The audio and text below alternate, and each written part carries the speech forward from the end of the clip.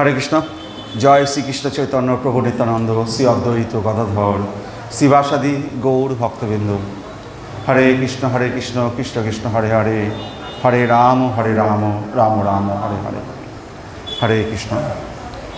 দেবী কৃষ্ণময়ী পোক্তা রাধিকা, সর্বার্থ সাধিকা, সর্বলক্ষ্মীময়ী সর্বকান্তি সন্ময়িনী পরা। পরদেবতা রাধিকা দেবী সাক্ষাৎ কৃষ্ণময়ী, সর্বলক্ষ্মীময়ী সর্বকান্তি কৃষ্ণ সন্মোহিনী ও পরাশক্তি বলিয়া কথিত হইয়াছেন। তাহলে দেবী কৃষ্ণময়ী পোক্তা রাধিকা সর্বার্থ সাধিকা, সর্বলক্ষ্মীময়ী সর্বকান্তি সন্মোহিনী পরা। তাহলে পরদেবতা রাধিকা দেবী সাক্ষাৎ কৃষ্ণময়ী সর্বলক্ষ্মীময়ী সর্বকান্তি কৃষ্ণ সন্মোহিনী ও পরাশক্তি বলিয়া কথিত হয়েছেন। এই রাধারানীর অনেকগুলো গুণ আছে, তার মধ্যে 25টা গুণ রাধারানীর বিশেষভাবে আমরা জানি। এই 25টা গুণ আমাদের সেই গুণগুলো আমাদের প্রতিদিন একবার করে পাঠ করা উচিত। তো এই বইটার মধ্যে আছে, কিন্তু সবার কাছে তো নেই বইটা। তো আমি পাঠ বলছি। প্রথম গুণ হচ্ছে কি, রাধারানী মধুরা। মধুরা মধুরা মানে মধুরা মানে মধু মানে মধু, মানে তাকে দেখলে পরেই মনে আনন্দ জাগে। সে দেখতেও, রাধারানীকে দেখলে মনে একটা আনন্দ জাগে। মধুরা মধুরা, তার কথাবার্তা বলা, তার সৌন্দর্য, তার পোশাক আশাক সব কিছুর মধ্যেই একটা মধুরা মধুরা মধুরা মধুরা মধুরা। তারপর হচ্ছে 2 নম্বর যে নবীন বয়স যুক্তা। রাধারানীর বয়স কত? 13 বছর। 13 বছরের কিশোরী যুগ, মানে নিত্য কিশোরী। কৃষ্ণের বয়স 15-16 বছর, 14-15-16 বছরের মধ্যে। আর রাধারানীর বয়স 13 বছর, 13.5 বছর, 14-র উপরে নয়। এই যে নিত্য কিশোর এবং নিত্য কিশোরী, সবসময় তাদের বয়স ওই 13 বছর আর 14 বছর 16 বছর মধ্যেই থাকবে। তাহলে নবীন বয়স যুক্তা। তারপরে চঞ্চল নেত্রা। চঞ্চল নেত্রা মানে চোখ দুটো সবসময় চঞ্চল। চঞ্চল মানে স্থির নয়, চঞ্চল চোখ দুটো। এবং চঞ্চলার ফলে কী হবে, চারদিকে সে দেখছে চঞ্চল, মানে এক যে শুধু আপনার দিকে তাকিয়ে আছেন, আপনি দেখার সাথে ওখানে ওই কোনায় কে বসে আছে তাও দেখা হয়ে যাচ্ছে। চঞ্চল নেত্র। এই চঞ্চল নেত্র দুর্গাদেবীরও চঞ্চল নেত্র আচ্ছা। তো যা রাধারানীর সেই চঞ্চল নেত্র। আর হচ্ছে চঞ্চল নেত্রা উজ্জ্বল হাস্যযুক্তা। তিনি যখন হাসেন উজ্জ্বল হাস্যযুক্তা। আর হচ্ছে সুন্দর সৌভাগ্য রেখাযুক্তা। সুন্দর সৌভাগ্য রেখাযুক্তা। রাধারানী তো স্বয়ং রাধারানী, তার সমস্ত রেখাই তো সুন্দরই হবে। সুন্দর সৌভাগ্য রেখা, তার সৌভাগ্যের কাছে কে আছে? তারপর হচ্ছে সৌগন্ধে কৃষ্ণ উন্মাদিনী। তার রাধারানীর গা দিয়ে একটা পদ্ম ফুলের মতো একটা গন্ধ বেরোয়, এবং সেই গন্ধে কৃষ্ণ উন্মাদিনী, যে গন্ধ শোকার জন্য কৃষ্ণ ছুটে আসে। যেমন পদ্ম ফুলের গন্ধে ভ্রমর ছুটে আসে, পদ্মগন্ধ, মানে ভ্রমর বুঝতে পারে এই পদ্ম ফুলের মধ্যে মধু আছে। তো ঠিক রাধারানীর শরীরে থেকে যে পদ্মগন্ধ বেরোয়, এই পদ্মগন্ধে কৃষ্ণ উন্মাদিনী, কৃষ্ণ সেই গন্ধ, সেই রাধারানীর শরীর বাতাস লেগে যখন সেই বাতাসটা কৃষ্ণের কাছে যায়, সেই বাতাস যখন কৃষ্ণের নাকে যায়, কৃষ্ণ উন্মাদিনীর মতো কৃষ্ণ রাধারানীর কাছে ছুটে আসে। এটা একটা ঘটনা। যদি আপনারা সেরকম সাধন ভজন করেন, আপনাদের কথা বলছি না, যদি সেই সমস্ত মহাপুরুষরা, যদি যারা সাধন ভজন করে সত্যিকারে, সেই রকম তারা উচ্চতরের সাধক ভজন যারা হয়েছে, তারা যখন সাধন ভজন করে তাদের শরীর দিয়ে একটা মিষ্টি গন্ধ বেরোয়, মানে এত মিষ্টি গন্ধ বেরোয় যে আপনাকে মাতাল করে দেবে। এরকম সাধকরা আছে যারা জপ তপস্যা করছে সেরকম উচ্চস্তরে, তারা যখন পাঠ করবে বা তারা যখন কুটিরে থাকে, তাদের কাছে যদি যাওয়া যায়, দেখা যাবে চারদিকে একটা মিষ্টি গন্ধ পাওয়া যায়। এটা সাধকদের।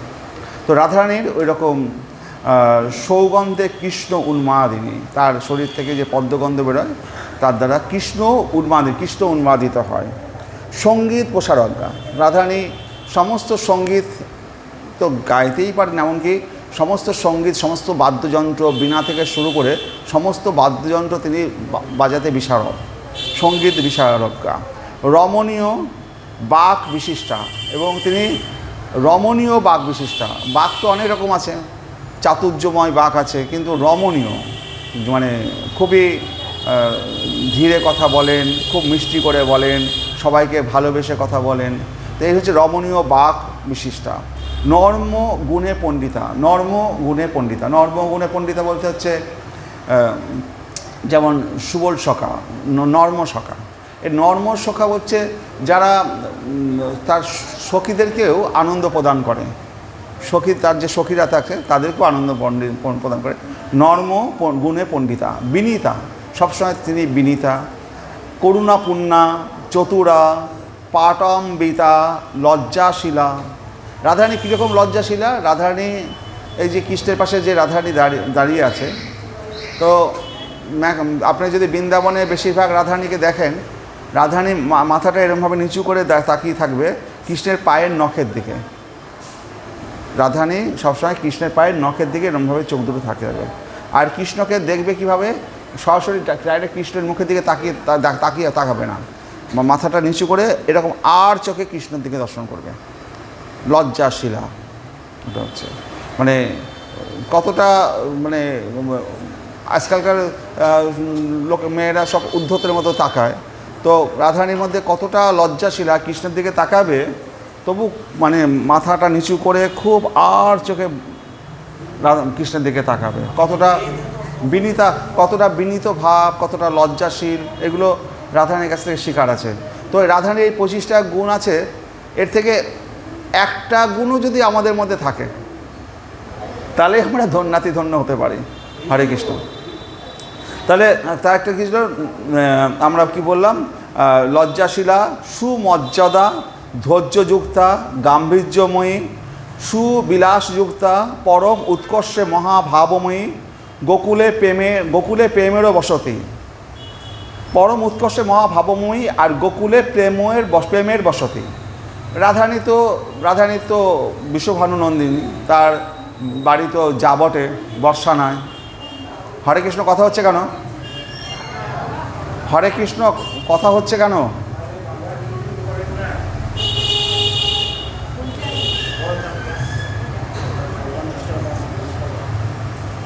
হরে কৃষ্ণ।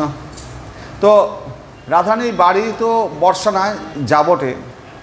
আর গোকুলে মানে বৃন্দাবনে কৃষ্ণের যে নন্দগাঁও, সেখান থেকে কৃষ্ণের সখারা যদি রাধারানীর যাবটে বা বর্ষানায় আসে, তো রাধারানী তাদেরকে খুব স্নেহ করেন, তাদেরকে খুব ভালোবাসেন।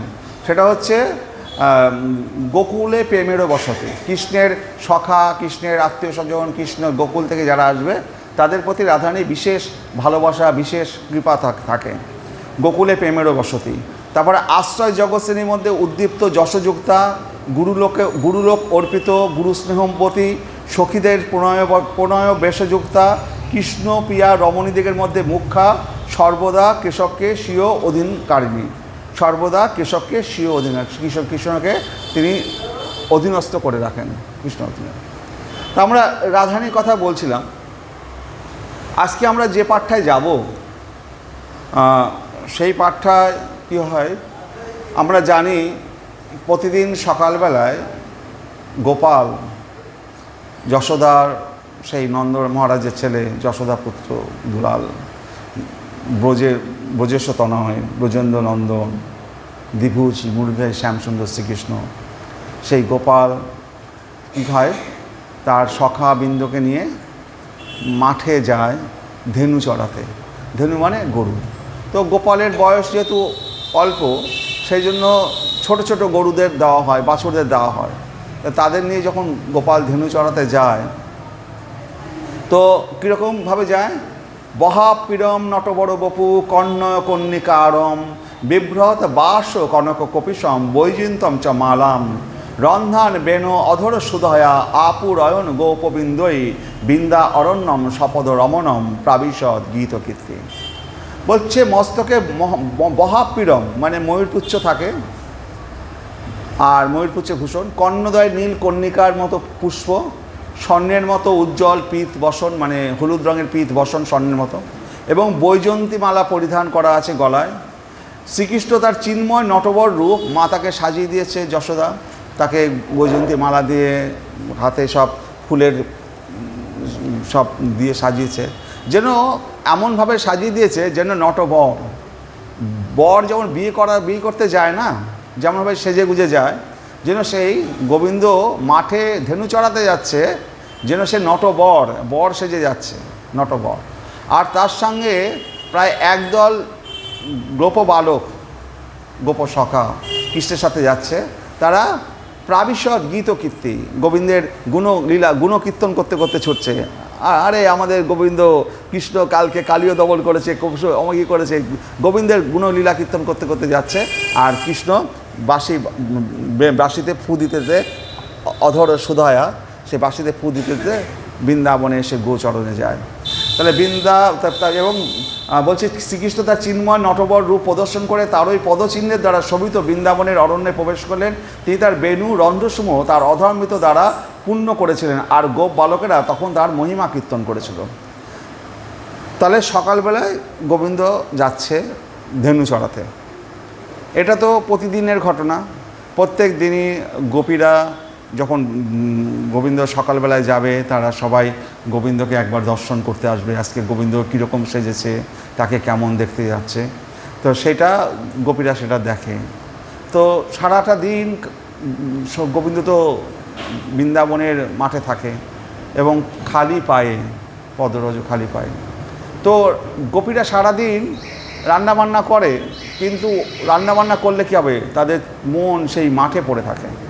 কারণ গোবিন্দ খালি পায়ে এত ধেনু নিয়ে গরু নিয়ে চড়াতে গেছে, তার পায়ে যদি কাকড় ইট বালি পাথর লাগে, তারপরে গরুদের পিছন পিছনে যায়, গরুর খুরের যে ধুলোটা তার গায়ে লাগে, গোবিন্দের এত কষ্ট দেখে এটা ভেবে ভেবে গোপীরা রান্নাবান্না করবে কি, সারাদিন গোপীর বৃন্দাবনে ওই মাঠের দিকে কান পেতে থাকে, কৃষ্ণের বাঁশি শোনা যায় কিনা, কৃষ্ণ কোথায় আছে জানা যায় কিনা। আর রান্না করতে গিয়ে ভুলভাল করে ফেলে, কি করতে কি দেয় তার ঠিক থাকে না। তো এই বহাপীড়ম নটবরর বপু কন্যয় কন্যিকারম বিভ্রদ বাস কনক কপিসম বৈজয়ন্তম চ মালাম রন্ধান বেন অধর সুধয়া আপুরায়ণ গোপবিন্দই বৃন্দা অরণ্যম সপদ রমণম প্রাবিশদ গীতকীর্তি। এইভাবে বৃন্দাবনের অরণ্যে গোবিন্দ তো সকালবেলায় ধেনু চড়াতে চলে গেছে। আজকের পাঠটা হচ্ছে সেই জায়গা থেকে যেখান থেকে গোবিন্দ সন্ধ্যা লেগেছে, আকাশের সূর্য, সন্ধ্যাকালীন সূর্য, গোবিন্দ ফিরে আসছে, ধেনু চড়ানো শেষ হয়েছে, তো ফিরে আসছে। আর সমস্ত গোপীরা তারা উৎকণ্ঠায় বসে আছে, গোবিন্দ আসবে, গোবিন্দকে দর্শন করবে। তো আজকের পাঠটা হচ্ছে আমাদের ফিরে আসাটা, গোধূলি লগ্নে সূর্যর সেই ডুবে যাবে তার আগে যে আকাশটা, গোধূলির ভাবটা, সেই গোধূলি লগ্নের যে শ্লোকটা রয়েছে সেটা হচ্ছে, এটা আছে আমাদের আদিলীলায় 4th অধ্যায়ের 196 শ্লোক। উপেত্য পথি সুন্দরী ততিভি আভি অভ্যচিতম স্মিত অঙ্কুরেই করম্বিতই নটত অপাঙ্গ ভঙ্গি শতই স্তনস্তবক সঞ্চরত নয়ন চঞ্চরিক অঞ্চলম ব্রজে বিজয়িনীম ভজে বিপিনদেশত কেশবম। এটা ছিল রূপ গোস্বামীর স্তবমালার 8 নম্বর শ্লোক।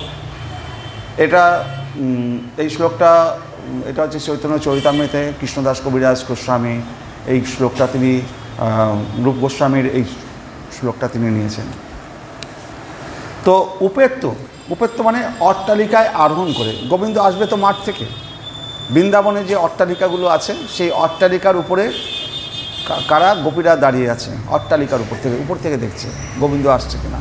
উপেত্য মানে অট্টালিকা, পথে সুন্দরী ততিভি আভি বোজ সুন্দরী ধারদের দ্বারা আভি অভ্যচিতম সর্বতভাবে পূজিত হচ্ছেন। গোবিন্দ আসছে, তাদের নয়নের দ্বারা তারা গোবিন্দকে পূজা করছে।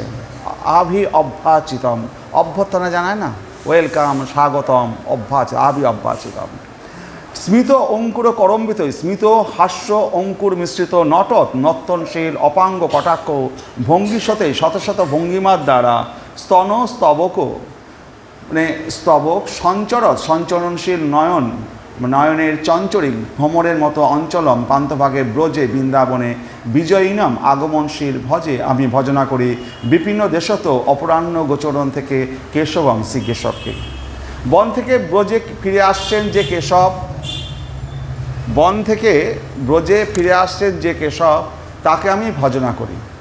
তিনি স্মিত হাস্য ও নর্তনশীল কটাক্ষ দ্বারা শত শত ভঙ্গিমার দ্বারা প্রাসাদের ছাদের উপর থেকে ব্রজ গোপিকাগণ কর্তৃক পথিমধ্যে পূজিত হয়েছেন। সেই গোপিকাদের স্তনস্তবকে ভ্রমর তুল্য তার নয়নের পান্থভাগ বিচরণ করছে। তো গোবিন্দ বন থেকে ফিরে আসছেন, অট্টালিকার উপরে সেই ব্রজ গোপীরা দাঁড়িয়ে আছে এবং তাদের নয়নের দিয়ে আভি অভ্যাচিতম তাকে সেই অর্চিত করছে, তাকে পুজো করছে চোখে দিয়ে। আর গোবিন্দর স্মিত হাস্য এবং নিত্যশীল তার গমন এবং শতশ ভঙ্গিমার দ্বারা গোপীদের সাথে নয়ন যুগলের মধ্যে তারা আদান প্রদান করছে। প্রাসাদের ছাদের উপর থেকে ব্রজ গোপিকাদের কর্তৃক পথিমধ্যে পূজিত হয়েছেন। সেই গোপিকাদের স্তনস্তবকে সেই ভ্রমর তুল্য সেই কৃষ্ণের চোখগুলো ঘুরে বেড়াচ্ছে, তার নয়নের পান্থভাগ বিচরণ করছে। সেই গোবিন্দকে, যে ফিরে আসছে গোবিন্দকে, এই গোবিন্দকে আমরা ভজনা করছি। তা আমাদের আজকের গোবিন্দের ভজনা, গোবিন্দ ফিরে আসার এই ঘটনা। ব্রজে বিজয়িনম ভজে বিপিন্ন দেশত কেশবম, কলি পাবন অবতার শ্রীমন মহাপ্রভুর প্রিয় পরিকর শ্রী বৈষ্ণব সম্প্রদায় আচার্য শ্রী কৃষ্ণদাস কবিরাজ গোস্বামী ঠাকুর বিরচিত তদীয় শ্রী চৈতন্য চরিতামৃত গ্রন্থে গ্রন্থাকার আদিলীলার চতুর্থ পরিচ্ছেদের সাথে আমাদের পরিচয় করে নিচ্ছেন। আমাদের আজকের সাক্ষাৎকার গোপীগণের কৃষ্ণ প্রীতির মধ্যে কোনো রূপ স্পর্শ বাসনা নাই। এই যে গোপীদের কৃষ্ণের প্রতি যে ভালোবাসা, এর মধ্যে কোনো স্পর্শ বাসনা নেই। স্পর্শ বাসনার মধ্যে কামনা থাকলে মানুষকে স্পর্শ করে, এদের গোপীদের মধ্যে কোনো স্পর্শ বাসনা নেই। এটি যথাযথ প্রমাণ পুরুষ সহ তিনি শ্লোকে সংগ্রহ করেছেন। এটি শ্লোকটা কোথা থেকে সংগ্রহ করা হয়েছে? শ্রী রূপ গোস্বামীর স্তবমালার কেশবাষ্টকের 8 নম্বর শ্লোক থেকে। এই শ্লোকের সরলার্থ হতো শ্রী গোবিন্দ উত্তর গোষ্ঠ থেকে ব্রজমন্দিরে আসছেন। এমত অবস্থায় সমস্ত সুন্দরী সকল উপস্থিত হয়ে তারা তাদের নয়নভঙ্গির শতের দ্বারা কমল উপহারের দ্বারা সেই শ্রী অঙ্গকে অর্চনা করছেন, গোবিন্দ অঙ্গ অর্চনা করছেন। তাদের সৌন্দর্য মাধুর্য আকণ্ঠ পান করে তাদের দিকে নয়ন বিকীর্ণ করে যে পূজা উপহার স্বীকার করছেন। এইরূপ শ্রী গোবিন্দের উত্তর গোষ্ঠে প্রস্থানকে আমরা ভজনা করি। আপনারা সবাই মায়াপুরে গেছেন, মায়াপুরে গেছেন, মাঝখানে রাধাকৃষ্ণ আছে, দুপাশে অষ্টসখী। অষ্টসখী কেমন করে তাকিয়ে আছেন গোপীর দিকে, ভগবানের দিকে, চোখগুলো দেখেছেন? এইরকমভাবে গোবিন্দের দিকে তাকিয়ে আছে না? তাহলে কি আছে? বলছে আভি অভ্যাচিত এই সমস্ত সুন্দরী তথা ব্রজ সুন্দরীর দ্বারা তিনি নয়নের দ্বারা তিনি মূর্ছিত হচ্ছেন। এইভাবে অর্চিত হয়েছেন আভি, এইমাত্র এখনই শ্রীরূপচন্দ্র দেখাচ্ছেন, হ্যাঁ দেখছেন আমাদেরও নিয়ে চলেছেন সেই পথে, যিনি যে পথে গিয়েছেন সেই পথে নিয়ে চলেছেন। রূপ গোস্বামী আমাদের আচার্য, আজকে গোবিন্দ ফিরছেন। রূপ গোস্বামী আমাদের আচার্যকে তিনি আমাদের সঙ্গে করে সেখানে নিয়ে চলেছেন এবং সেখানে আমরা এখন এখানে নেই, আমরা সেই বৃন্দাবনের সেই রূপ গোস্বামী আমাদের আচার্য যেখানে নিয়ে গেছেন, রাধারানী এবং গোপীরা যেখানে অপেক্ষা করছেন, আমরা সেখানে দাঁড়িয়ে আছি এবং আমরাও সেই নয়ন দিয়ে গোবিন্দের আশা দর্শন করছি।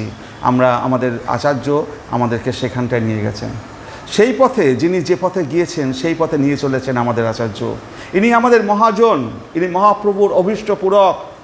এই জন্য কলিহত জীব গণের কাছে তোমাদের জন্য মহাপ্রভু যা দিয়ে গেছেন তা কলিযুগের প্রাপ্তব্য বস্তু নয়। এই কলিযুগে মহাপ্রভু যা দিয়ে গেছেন, এই কলিযুগে সেটা আমাদের পাওয়ার কথা ছিল না, এমনকি সত্যযুগেও এটা পাওয়ার কথা নয়। কিন্তু তিনি কৃপা করে এই সকল মহান প্রেমধন বিলিয়ে গিয়েছেন। যারে তারে দিয়ে গেছেন মহাপ্রভু এই প্রেমধন, পাত্রাপাত্র বিচার করেননি এবং তিনি অকাতরে দান করে গেছেন। এটি তার এই অবতরণের অনুকম্পার ফল। এত বড় দয়ালু অবতার কোনো অবতারে আসেনি, তিনি যা দিয়ে গেছেন। সেই জন্য শ্রী রূপ গোস্বামী মহাপ্রভু চরণ স্মরণ করতে করতে ওই ব্রজপথে নিয়ে চলেছেন আমাদেরকে। এটি মহাপ্রভু তাকে বলেছেন ব্রজের রাগ ভক্তি প্রচার করার জন্য। মহাপ্রভু এই রূপ গোস্বামী ও সনাতন গোস্বামী দুই ভাইকে বলেছেন ব্রজের রাগ ভক্তি প্রচার করতে। রাগ ভক্তি। বৃন্দাবনের রসকেলি বার্তা কালো প্রভাবে লুপ্ত হয়ে গেছিল। আজ থেকে 5000 বছর আগে ভগবান দাপরে এসেছিলেন, কুরুক্ষেত্রে যুদ্ধ হয়েছে, তারপরে ভগবান অন্তর্ধান হয়েছেন। অন্তর্ধান হওয়ার পরে ভগবানের সাথে যারা পরিকররা সেই সময় বৃন্দাবনে দ্বারকা এসেছিল, ভগবানের সাথে সাথে তার পরিকরদের নিয়ে সবাইকে তিনি ভগবান তার লোকে নিয়ে চলে গেছেন। পুরো বৃন্দাবন খালি হয়ে গেছে, সেই বৃন্দাবনে ঝোড় জঙ্গলে ভরে গেছে। তারপরে মুঘলদের আক্রমণে সেই যাওয়া সেই গোপীনাথ মদনমোহন যারা পুজো বিগ্রহগুলো ছিল, শ্রীকৃষ্ণের নাতি আর কি বজ্রনাভ, সেই বজ্রনাভ যে সমস্ত মূর্তি করেছিল সেই মূর্তিগুলো মোগলদের আক্রমণে কি করেছে, সেই মোগলদের আক্রমণে সেই সমস্ত পুরোহিতেরা সেই মূর্তিগুলোকে মাটি দিয়ে লেপেছে, তারপর গোবর লাগিয়েছে, তারপর ভস্ম ছড়িয়ে গর্ত করে মাটির ঢিপির মধ্যে মূর্তিগুলোকে পুঁতে রেখেছে, যাতে মূর্তিগুলোকে মোগল রাজাদের আক্রমণে তারা নষ্ট না হয়ে যায়। তার ফলশ্রুতি তারপরে যখন মাধবেন্দ্রপুরী আসলেন, এক এক করে অনেক মূর্তি উদ্ধার হলো। আর এই সমস্ত ব্রজের যে রসকেলি বার্তা এসব লুপ্ত হয়ে গেল। কে কাকে বলবে, কেউ বলার লোক নেই, সব হারিয়ে গেছে, ঝোড় জঙ্গলে বৃন্দাবন ভরে গেছে। তো মহাপ্রভু এসে এই রূপ গোস্বামী এবং সনাতন গোস্বামীকে বললেন যে কালেন বৃন্দাবন কেলি বার্তা লুপ্তেপ্তি তাম খ্যাপেতম বিশিষ্ট কৃপামিতে না বিশেষেচ দেব সত্রৈব রূপঞ্চ সনাতনঞ্চ। কালে বৃন্দাবন কেলিবার্তা লুপ্ত হয়েছিল, সেই লীলা বিশেষ করিয়া বিস্তার করিবার জন্য শ্রী গৌরাঙ্গ দেব মহাপ্রভু কৃপামৃতের দ্বারা তথায় শ্রীরূপকে এবং শ্রী সনাতনকে অভিষিক্ত করেছেন। এই রূপ এবং সনাতনকে দায়িত্ব দিয়েছেন, তোমরা যাও বৃন্দাবনে গিয়ে সেই লুপ্ত তীর্থ উদ্ধার করো। লুপ্ত তীর্থ কেউ জানতো না, কোথায় রাধাকুণ্ড, কোথায় শ্যামকুণ্ড, কোথায় কোন ভগবান, কোথায় মাটির তলায় কোথায় রাখা আছে, কেউ জানে না।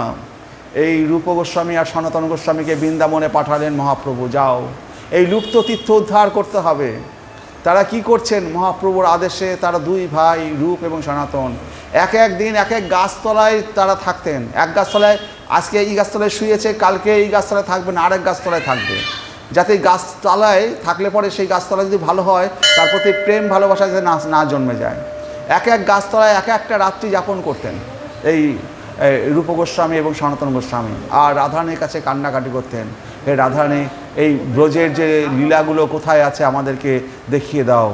তো তারা এই রাধারানীর কৃপায়, গোবিন্দের কৃপায় সেই সমস্ত বিগ্রহগুলো তখন উদ্ধার করেছিলেন, এবং উদ্ধার করার জন্য আজকে আমরা বৃন্দাবনে সেই সমস্ত বিগ্রহগুলো দর্শন করতে পারি। তো মহাপ্রভু এই রূপ গোস্বামী সনাতন গোস্বামীকে তো বৃন্দাবনে পাঠিয়েছেন। মহাপ্রভু আছেন পুরীতে, মহাপ্রভু তো স্বয়ং শ্রীকৃষ্ণ, কিন্তু রূপ গোস্বামী সনাতন গোস্বামীকে যে কাজের জন্য পাঠিয়েছেন তারা সেই কাজ করছে কিনা, শিষ্যের থেকে গুরুর বেশি চিন্তা না, ভক্তের থেকে ভগবানের বেশি চিন্তা, আমার ভক্ত আমাকে যাজন করছে কিনা, আমাকে জপ করছে কিনা। তো যখনই বৃন্দাবন থেকে কেউ আসতো পুরীতে, মহাপ্রভু তাকে জিজ্ঞাসা করতেন। মহাপ্রভুর যত বড় বড় ভক্ত মাত্র কেউ যদি দেশে যায়, দেখি বৃন্দাবন, মহাপ্রভুর বড় বড় ভক্তরা যদি কেউ বৃন্দাবন ঘুরে যদি দেশে যায়, মানে পুরীতে যায়, মহাপ্রভুর যত বড় ভক্ত মাত্র কেউ যদি দেশে যায়, দেখি বৃন্দাবন, তখন মহাপ্রভু তাকে জড়িয়ে ধরে কাছে নিয়ে বসায়, বলে কহো তাহা কইছে রহে রূপ সনাতন, এই বৃন্দাবনে আমার রূপ সনাতন এখন কেমন আছে। কইছে অষ্টপ্রহর করেন শ্রীকৃষ্ণ ভজন, তারা কি অষ্টপ্রহর কৃষ্ণ শ্রীকৃষ্ণ ভজন করেন। অনিকেত দোহে রহে যত বৃক্ষগণ, বিপ্র গৃহে স্থূল ভিক্ষা কাহা মাধু করি, করে মাত্র হাতে কাঁথা ছিঁড়া বহির্বাস, অষ্টপ্রহর কৃষ্ণ ভজন চারিদণ্ড শয়ন। বলছি অনিকেতন দোহে রহে যত বৃক্ষগণ, প্রত্যেক রাতে এক এক করে বৃক্ষতলে থাকে। বিপ্র গিয়ে স্থূল ভিক্ষা, বাড়ি বাড়ি গিয়ে স্থূল ভিক্ষা করে, কাহা মাধু করি, সামান্য একটা কি দুটো রুটি ওই চেয়ে নেয়। তারপর হচ্ছে করেয়া মাত্র হাতে কাঁথা ছিঁড়া বহির্বাস, করেয়া মানে হাতে একটা সাধুদের একটা থাকে না জলপত্র, করেয়া মাত্র হাতে, আর সঙ্গে কাঁথা ছিঁড়া বহির্বাস, যে জামা কাপড় পরা সেটা ছিঁড়া বহির্বাস, একটা কাঁথা ছিঁড়া বহির্বাস। অষ্টপ্রহর কৃষ্ণ ভজন, সারা অষ্টপ্রহর মানে প্রায় 24 ঘন্টায় তারা কৃষ্ণ ভজন করছে। চারি দণ্ড শয়নে, মাত্র 4 ঘন্টা তারা শয়, চারি দণ্ড শয়নে। কবু ভক্তি রসশাস্ত্র করয় লিখন, কখনো কখনো তারা রসশাস্ত্র লিখছে, গ্রন্থ লিখছে। এই কথা শুনিয়া মহন্তের মহাসুখ হয়, এই কথা শুনে মহাপ্রভুর মহাসুখ হয়। আমার প্রেরিত ভক্ত রূপ সনাতন যথেষ্ট সাধন ভজন করছে।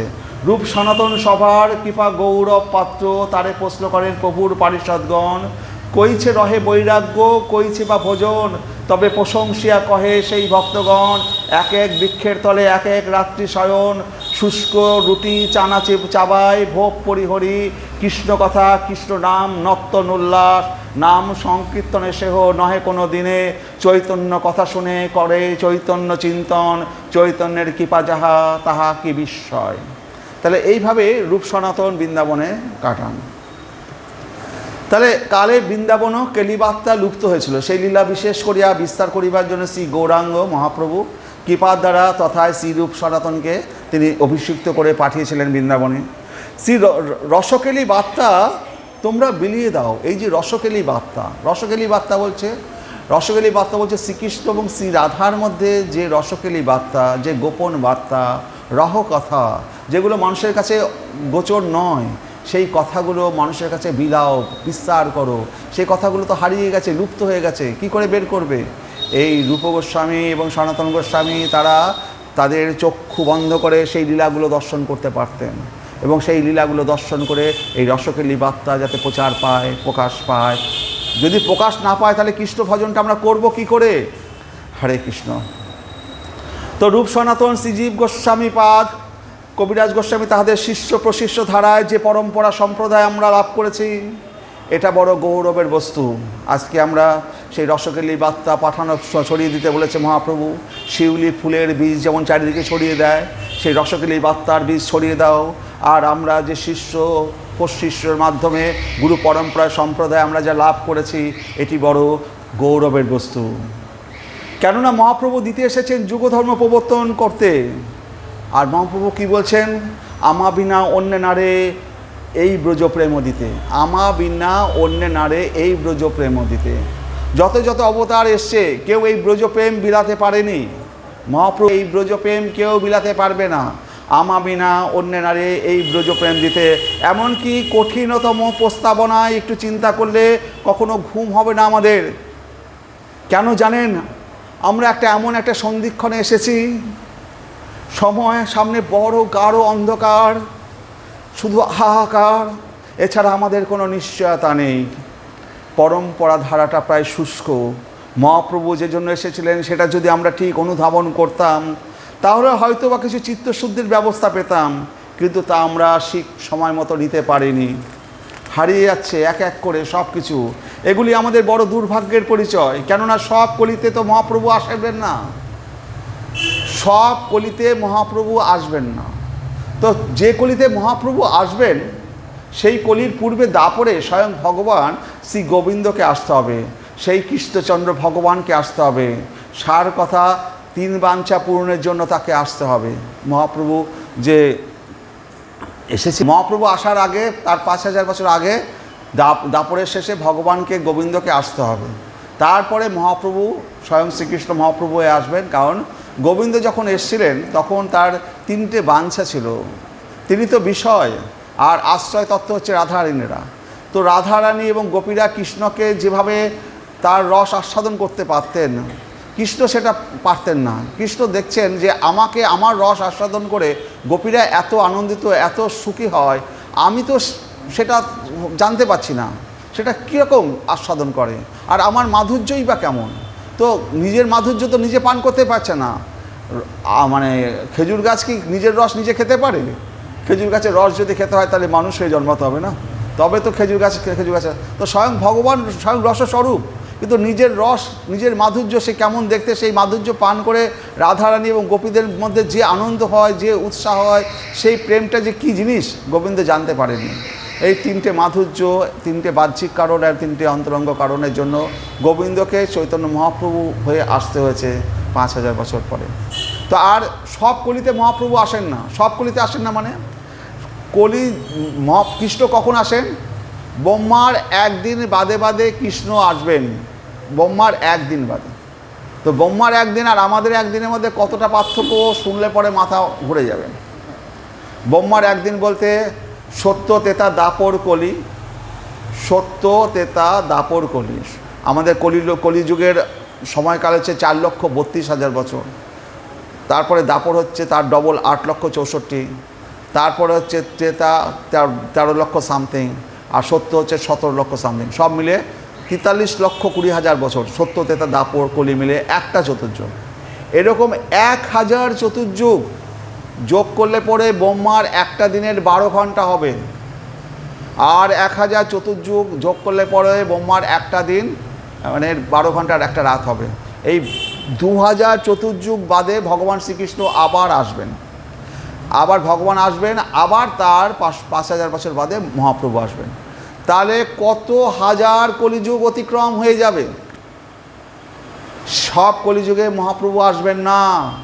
সে মহাপ্রভু আজকে আমাদের এই কলিযুগে এসছে আজকে 500-550 বছর আগে।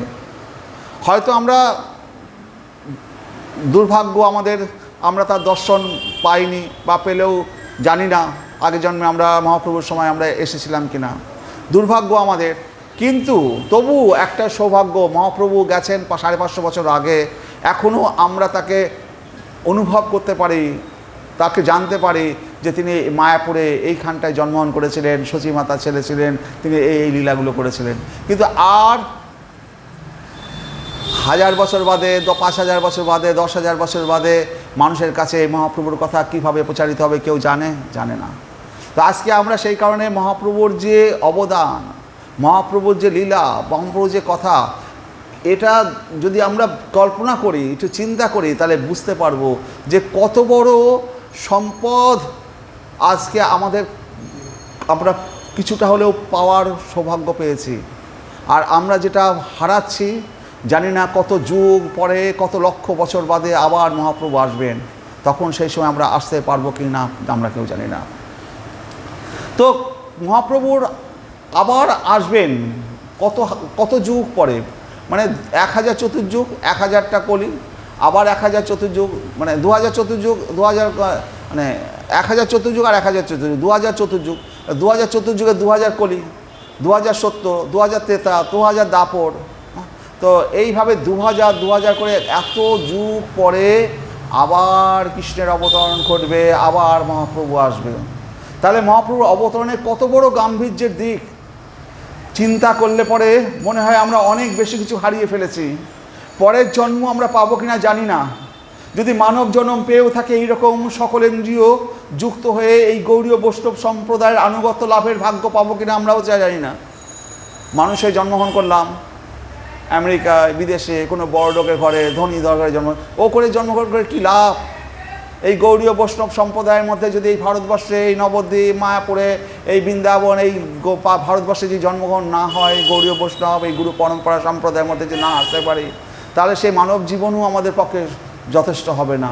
আবার মানব জীবন দিল, এই গৌড়ীয় বৈষ্ণব সম্প্রদায়ের মধ্যে জন্মগ্রহণ করলাম, সকল ইন্দ্রিয়, আমরা যদি আমাদের ইন্দ্রিয় জ্ঞান তৃপ্তির দ্বারা যে ভগবানের কথা বলছি, ভগবানের রূপ দর্শন করছি, যদি চোখ না থাকে, সকল ইন্দ্রিয় যদি আমাদের না দেয়, তাহলে কি ভগবানকে দর্শন করতে পারবো? যদি কানা বোকা কালা করে পাঠায় তাহলে কি হবে? তাহলে আমরা আমাদের অনিশ্চিত ভবিষ্যতের দিকে ছুটে চলেছি। কিন্তু একটা গুরু পরম্পরার মাধ্যমে একটা জিনিস আমরা পেয়েছি, আমরা জানি, আমরা যারা ইস্কন মন্দিরে আছি, যারা ভগবানের কাছে প্রণাম করছি, পুজো করছি, ভগবানের কথা চিন্তা করছি, ভগবানের পাঠ শুনছি, আমরা জানি আমাদের গোবিন্দ যাকে একবার ধরে তাকে গোবিন্দ কখনোই ছাড়ে না, এই বিশ্বাসটা আমাদের আছে। তাই আমাদের কোনো চিন্তা নেই, আমরা শুধু প্রতিদিন মন্দিরে আসব, ভাগবত পাঠ শ্রবণ করব, গোবিন্দকে প্রণাম করব। একবারে প্রণামটা যেন খুব অন্তর দিয়ে করা হয়। এই প্রণামটা যদি ঠিকমতো করি আর গোবিন্দকে দর্শন করি, এইটুকু যদি করি, তাহলে পরে আমাদের সমস্ত ভাগ্য আমাদের খুলে যাবে। আর এই গোবিন্দকে যখন দর্শন করবেন, তার পা থেকে, বিশেষ করে পা চরণটাকে ভালো করে দর্শন করার চেষ্টা করবেন, কারণ ওই চরণেই তো সব কিছু, ওই চরণেই আমাদেরকে স্থান নিতে হবে। ওই চরণটাকে যেন বারবার আমরা দর্শন করি, চরণটাকে যেন আমরা না হাত ছেড়ে না দিই। তাহলে হরে কৃষ্ণ, আমা বিনা নারে ব্রজ প্রেম দিতে, মহাপ্রভু বলছেন আমা বিনা নারে ব্রজ প্রেম দিতে। এই রূপ গোস্বামী সনাতন গোস্বামীকে তো পাঠিয়েছিলেন বৃন্দাবনে, তারা এই সমস্ত বিগ্রহগুলো সব উদ্ধার করেছিলেন, কিন্তু ওই খুঁজে পাচ্ছিলেন না রাধাকুণ্ড শ্যামকুণ্ড কোথায়। তখন স্বয়ং ভগবান মহাপ্রভু সেখানে গেলেন, রাধাকুণ্ড শ্যামকুণ্ড কোথায় খুঁজে পাচ্ছেন না, কোথায় খুঁজবেন। তো মহাপ্রভু বৃন্দাবন ঘুরতে ঘুরতে একটা জলা জায়গা, মাঠের মতো জলা জায়গা, সেখানে মহাপ্রভু বসে কান্না শুরু করে দিয়েছেন। তখন মহাপ্রভু দেখিয়ে দিলেন এটা হচ্ছে রাধাকুণ্ড আর এটা শ্যামকুণ্ড।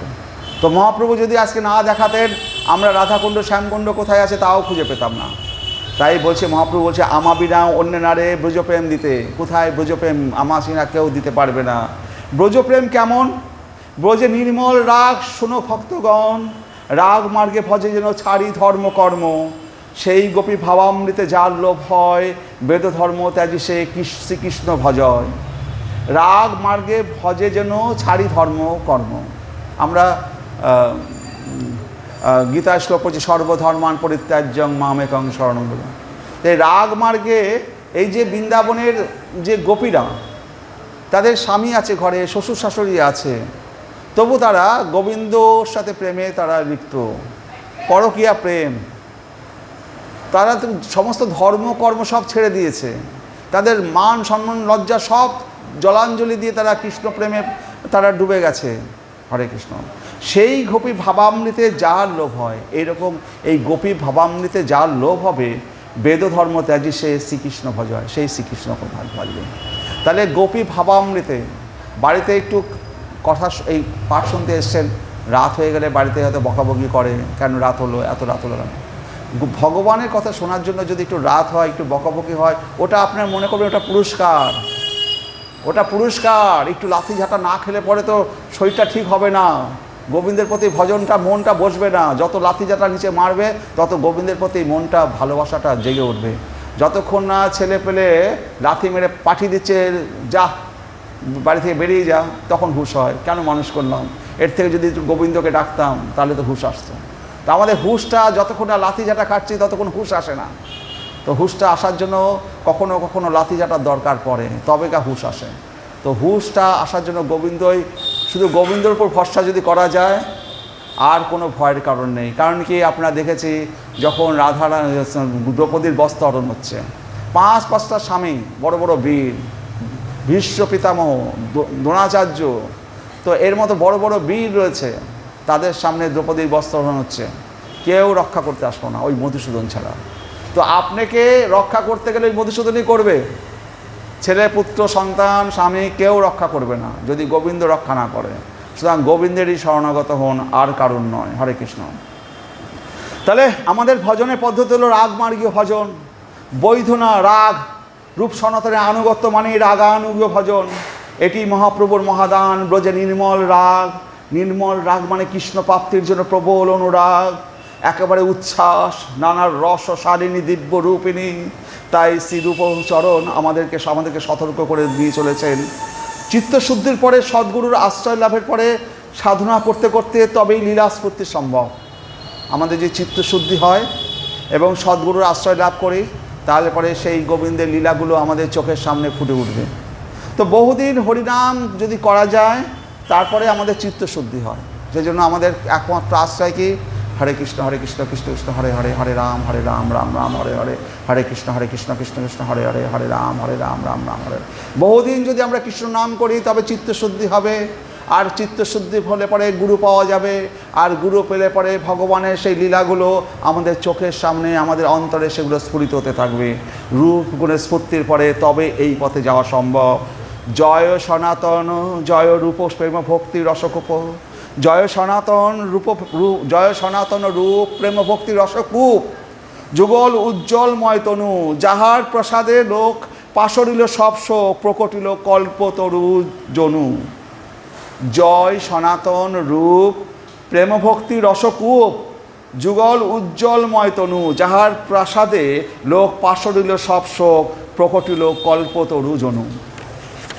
প্রেম ভক্তি রসকূপ, প্রেম ভক্তি রসকূপ। কূপ মানে জানেন তো? কূপ মানে কি? কুয়া। কুয়া চিনেছেন? আগেকার দিনে গ্রামে কুয়া থাকতো, কুয়ার মধ্যে জল তুলে খাওয়াতো। তো কুয়ার জলটা খুব ঠান্ডা না? আচ্ছা, তো এই রূপ সনাতন, এই কুয়ার জলটা কি শুকিয়ে যাবে? রসকূপ, যে প্রেমভক্তির রসকূপ বলা হচ্ছে, এই প্রেমভক্তি, এই কুয়োর জলের মধ্যে যে প্রেমভক্তির রসকূপ আছে, সেই রসকূপ জলটা যে শুকিয়ে যায়, তাহলে আমরা সেই প্রেমভক্তি পাবো কী করে?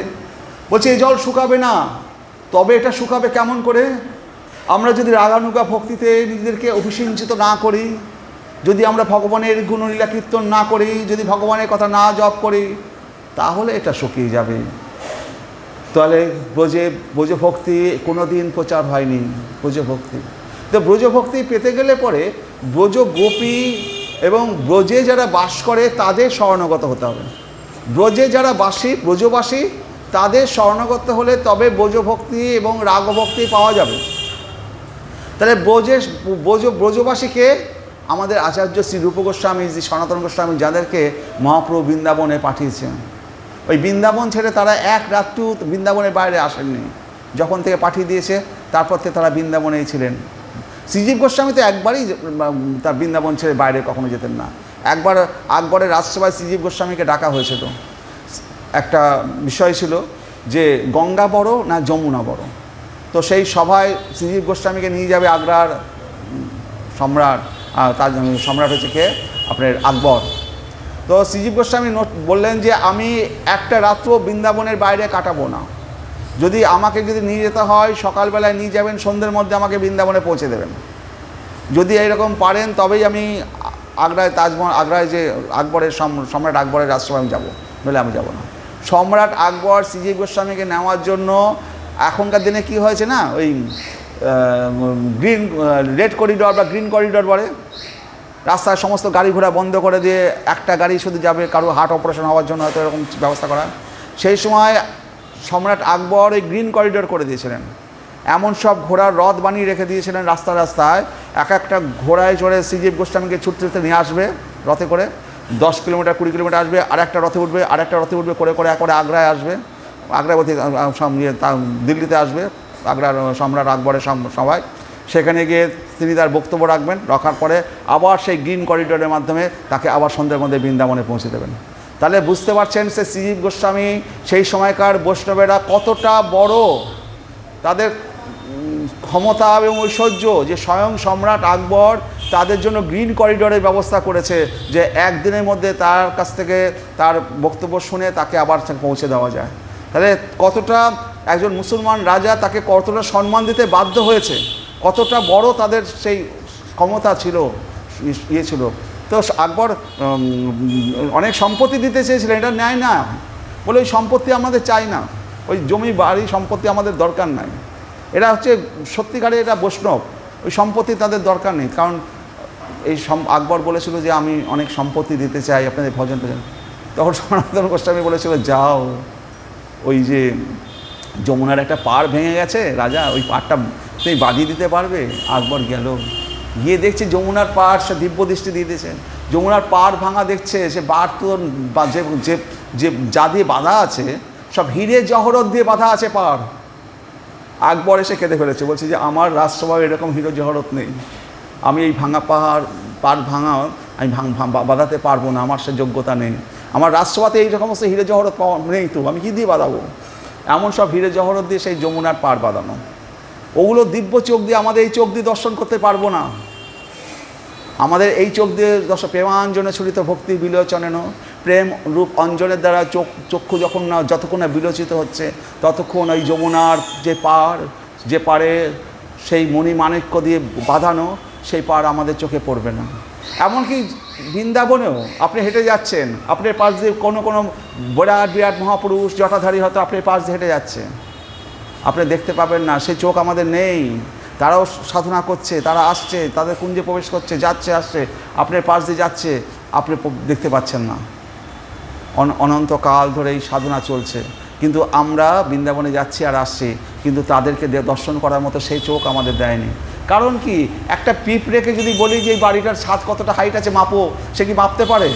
আমরা ওই পিঁপড়ের মতো আমাদের জীব, আমরা মানুষের শরীর পেয়েছি বটে, কিন্তু এই শরীরটা সেই যোগ্যতায় আমরা নিয়ে যেতে এখনও পারিনি। হরে কৃষ্ণ। তাহলে দিব্য চোখ নেই বলে নয়, ওটা তপস্যা করে পেতে হবে না। হ্যাঁ, অর্জুনকে কুরুক্ষেত্রের যুদ্ধে দিব্য চক্ষু দিল, তবে বিশ্বরূপ দর্শন করালো। মা যশোদাকে কে দিব্য চক্ষু দিয়েছিল? মা যশোদা সামনে গোপালচর হা করলো, ভিতরে যখন বিশ্বব্রহ্মাণ্ড দেখালো, মা যশোদাকে দিব্য চক্ষু দিয়েছিল? গোপালের দিব্য চক্ষু দেওয়ার দরকার, মা যশোদাকে দিব্য চক্ষু দেওয়ার দরকার হয়নি। মা যশোদা সেরকম তপস্যা করেছে, বহু জনম তপস্যা করে মা যশোদার পথ পেয়েছে, তার দিব্য চক্ষু দরকার নেই। দিব্য চক্ষু দরকার আছে অর্জুনের। তাও তো অর্জুনের পেয়েছিল, ভগবান দিয়েছিল, আমাদের কে দেবে? হরে কৃষ্ণ। তো আমাদের একমাত্র তপস্যা করেই সেটা অর্জন করতে হবে। হরে কৃষ্ণ। তাহলে এই ব্রজভক্তি কোনোদিন প্রচার হয়নি, এই কলিতে একমাত্র হয়েছে। কৃষ্ণ মন্দিরের দরজায় যাবার সৌভাগ্য পেয়েছে মহাপ্রভু, প্রচার করে আচার করে দেখিয়ে দিয়ে গেছেন। এবং এই যে কৃষ্ণ ভক্তির এই কুঞ্জে প্রবেশ করার যে রাগমার্গীয় ভক্তি, সেই সমস্ত মহাপুরুষেরা বৃন্দাবনে যে সমস্ত কুঞ্জে তারা বাস করেন, যাদেরকে আমরা খালি চোখে দেখতে পাবো না। একজন আচার্য লিখে গেছেন তার ডায়েরিতে, তার সেই ডায়েরিটা যখন তার পরবর্তীতে তার বাড়ির বংশধরেরা পড়ছে, ডায়েরিতে লিখে গেছে, আমি সেই কুঞ্জে থাকতাম। তো প্রথম দেখতাম রাত্রিবেলায় 12টা বাজলেই আমার যে গুরু ভাইয়েরা, আমার গুরুদেব এবং গুরু ভাইয়েরা, তারা রাত্রিবেলায় 12টা বাজলেই যে যার মতো উঠে পড়তেন, আমাকে ডাকতেন না। তারা উঠে গিয়ে পাশের ঘরে গিয়ে শাড়ি পরতেন, খুব করে সাজতেন, মাথায় ঘোমটা দিতেন এবং নারীর রূপ সেজে তারা সেজে গুজে বেরিয়ে যেতেন। প্রতিদিন রাত্রিবেলায় গুরু এবং এই আমার গুরু ভাইয়েরা বেরিয়ে যেতেন রাত্রি 12টার সময়। কোথায় যেতেন, কোথায় যাচ্ছেন কিচ্ছু বলতেন না, কোনো কথা বলতেন না। আমি তো নতুন গেছি, দিনের পর দিন আমি ওইখানে শুয়ে থাকতাম আর তাদের যাওয়া আর আসা দেখতাম। ভোরবেলায় তারা ফিরে আসতেন, আমার চোখের জলে ভাসত, কবে আমি ওদের সাথে যেতে পারবো, কোথায় যায়, কি করে, একটু যদি দেখতে পেতাম, দুঃখে রাত কাটাতাম। একদিন গুরুদেব বললেন, এই ওঠ, এই ওকে ভালো করে সাজিয়ে দে, ভালো করে গোপী করে সাজা। বলছে আমাকে ভালো মতো করে গোপী করে সাজিয়ে দিল, কপালে পায়ে আলতা পরিয়ে দিয়ে গোপী সাজিয়ে আমাকে নিয়ে চললো গভীরা। তারপরে কুঞ্জের দ্বারে এসে বলল, যা এই কুঞ্জের মধ্যে তুই প্রবেশ কর। এইটুকু লিখেছে ডায়েরিতে। তারপরে কুঞ্জের মধ্যে প্রবেশ করে কি দেখেছে, কি দর্শন করেছে, সেগুলো তো আর ডায়েরিতে লেখা নেই। তো এই যে কুঞ্জের মধ্যে মানে গুরুদেবেরা হাতে করে নিয়ে গিয়ে কুঞ্জে প্রবেশ করিয়ে দিচ্ছে। তো এই কৃপাটা পেতে গেলে পরে যে সমস্ত সেই মহাপুরুষ যারা এখনও বৃন্দাবনে আছে, কীভাবে আছে আমাদের চোখের আড়ালে, যতক্ষণ না তাদের সঙ্গ পাচ্ছি, যতক্ষণ না তারা আমাদেরকে হাত ধরে কুঞ্জ মন্দিরে প্রবেশ করিয়ে দিচ্ছে, ততক্ষণ তো আমাদের কোনো পথ নেই। ততক্ষণ আমাদেরকে এইভাবেই ভগবানের কথা গুণলীলা কীর্তন শ্রবণ করতে করতে এগোতে হবে ধীরে ধীরে। তারপরে একদিন না একদিন নিশ্চয়ই সেই পথ খুলে যাবে। জয় সনাতন রূপ। তাই এই সমস্ত মহাপুরুষেরা কি অন্তর্মনা, মানে অন্তর্মনা। সেই সময়ে বৃন্দাবনে এত লোকজন ছিল না, কোনোদিন সারাদিনের লোকজনের দেখা পেত না। এই সমস্ত মহাপুরুষেরা ছিল অন্তর্মনা, সারাদিন চুপচাপ থাকতেন, কুঞ্জ মধ্যে প্রবেশ করতেন, সারাদিন জপ তপস্যা করতেন, আর রাত্রিবেলায় তারা বেরিয়ে যেতেন সেই কুঞ্জে প্রবেশ করতে। বাইরের কোনো যোগসূত্র থাকতো না, না দিনের বেলায়ও কাউকে দেখা যেত না এই তখনকার বৃন্দাবনে। জয় সনাতন রূপ, প্রেম ভক্তি রসকূপ, যুগল উজ্জ্বল ময়তনু, যাহার প্রসাদে লোক পাশরিল সব শোক, প্রকটিল কল্পতরুজনু। শ্রীরূপ সনাতন প্রেম ভক্তির রসকূপ, শ্রীরূপ সনাতন ব্রজের নিত্যসিদ্ধ পার্শ্বদ, শ্রীরূপ মঞ্জরী, শ্রী লবঙ্গ মঞ্জরী, তাহাদিগকে প্রেমভক্তির রসসাগর বলা উচিত ছিল, তো রসকূপ কেন বলল? তারা তাদেরকে বলা উচিত ছিল প্রেমভক্তির রসসাগর। অথচ এখানে আমাদের নরোত্তম দাস ঠাকুর, আমাদের শ্রী নরোত্তম দাস ঠাকুর তিনি লিখছেন যে তারা রসকূপ, তাদেরকে রসসাগর বলছেন না, তাহলে রসকূপ তো সাগর বলা উচিত, রসক কেন বলছেন? কিন্তু শ্রী নরোত্তম দাস ঠাকুর মহাশয় তাহাদেহকে রসকূপ বলছেন। সাগরে বিভিন্ন নদ নদীর জলের মিশ্রণ থাকে, কিন্তু কূপ জলে কোনো জলের মিশ্রণ না থাকায় কূপ জল যেমন স্বরূপে অবস্থিত, তদ্রূপ শ্রীরূপ সনাতন কর্তৃক প্রচারিত প্রেমভক্তির রস পরম বিশুদ্ধ। ইহাতে জ্ঞান যোগাদের মিশ্রণ তো নাই, ঐশ্বর্য ভাবেরও মিশ্রণ নাই, ইহা পরম বিশুদ্ধ মাধুর্যময়। এই কূপটা কি আছে? সমুদ্রে বা সাগরে নদ নদীর জল এসে প্রবেশ করছে, হ্যাঁ, আর এই কূপের মধ্যে সেই নদ নদীর জল প্রবেশ করতে পারবে না, সেখানে শুধু মাধুর্য ভাবই থাকবে, ঐশ্বর্য ভাব প্রবেশ করতে পারবে না। তো কোনো মিশ্রণ নেই, একেবারে পুরোপুরি প্রেমভক্তির রসকূপ, প্রেমভক্তি মানে সেটা তার মধ্যে কোনো রকম মানে এতটাই খাঁটি, ওর মধ্যে কোনো ভেজাল মিশানো নেই রসকূপে। দ্বিতীয়ত সমুদ্রের জল লবণাক্ত বলিয়া পানের অযোগ্য, নদী নদ নদী পুষ্করির জন্য গ্রীষ্মকালে অতিশয় গরম এবং পঙ্কিলাদি হয়ে মানে খাওয়া যায় না সেই জল, গরমকালেও যে পুকুরের জল টলগুলো গরমকালে তপ্ত হয়ে যায়, পঙ্কিলাদি দ্বারা ইয়ে হয়, কিন্তু কূপের জলের মধ্যে তো সেসব ঘটে না, কূপের জলে সেসব ঘটে না। তদ্রূপ তিতাব জ্বালায় সতত সন্তপ্ত কলিজীব, শোক তাপাদি নিবারণে জ্ঞান যোগাদি কখনোই সমর্থ নয়, একমাত্র প্রেমভক্তির রসই তাহাদের প্রাণ সুশীতল করিতে সমর্থ, সেই পরম সুশীতল মাধুর্যময় প্রেমভক্তির রসের আশ্রয় বলিয়াই শ্রীরূপ সনাতনকে প্রেমভক্তির রসকূপ বলা হয়েছে। আর এই কারণে যে এই যে রসকূপ, প্রেমভক্তির রসকূপ, তাদের মধ্যে কোনো ইয়ে নেই। আর এটা সুপেয় পানীয়, এত মিষ্টি। রাতের আধারে তারা কুটির থেকে, এই সমস্ত মহাপুরুষের রাতের আধারে তারা কুটির তো কুটির, রাধাকুণ্ডের বসতে সেই কুটির থেকে বের হতে নোনারা মাঙ্গিয়া যাচিয়া উদর ভরণ করতেন, আবার নিধিসানে রাধারানীর চরণ চিন্তনে পরনিষ্ঠ ওই কুটিরের মধ্যে প্রবেশ করতেন। জনমানবের সাথে তাদের কোনো যোগসূত্র থাকতো না, নিরন্তর সেবা করে অন্তর মানা হইয়া তারা আক্ষেপে পালন করতেন। আমরা তো করিনি, ধারাটা শুকিয়ে যাবে না, ধারাটা তো শুকিয়ে যাবে, অদৃশ্য হয়ে যাবে।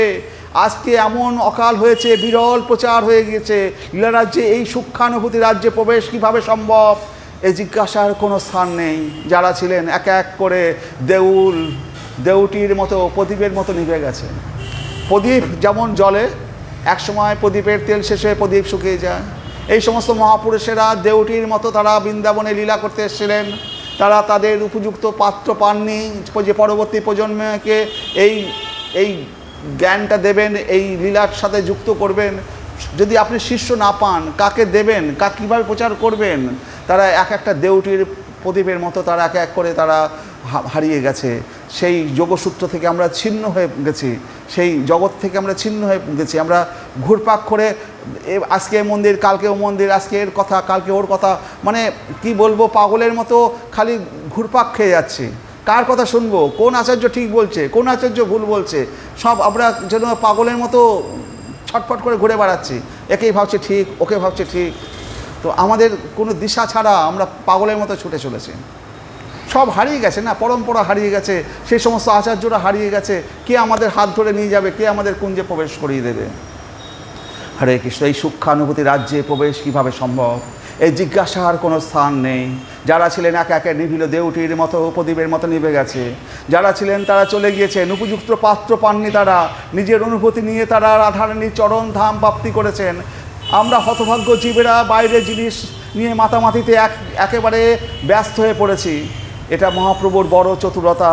এই অন্তর্জগতে উন্মুখ করার জন্য যাদের পাঠিয়েছিলেন রূপ সনাতন, তাদের মধ্যে অগ্রগণ্য, তাদের কৃপা আশীর্বাদ, তাদের অনুগত জনের আশীর্বাদে যারা মস্তকে অভিষিক্ত করতে পেরেছে তারা ধন্যাতি ধন্য হয়ে গেছে। এবং যে একটা বিন্দু রেখে গিয়েছে এই জগৎ, তাতেই কী এই জগতে তাতে কি হবে? পাশবিল দুঃখ শোক ওই এক বিন্দুতেই সম্ভব। একটা বিন্দু শুধু পাওয়া গেছে, সেই এক বিন্দুতেই সম্ভব। এই জন্য ঠাকুরমশাই বলেছেন শোক দুঃখ জরা মৃত্যু কাল বলে কিছু থাকবে না।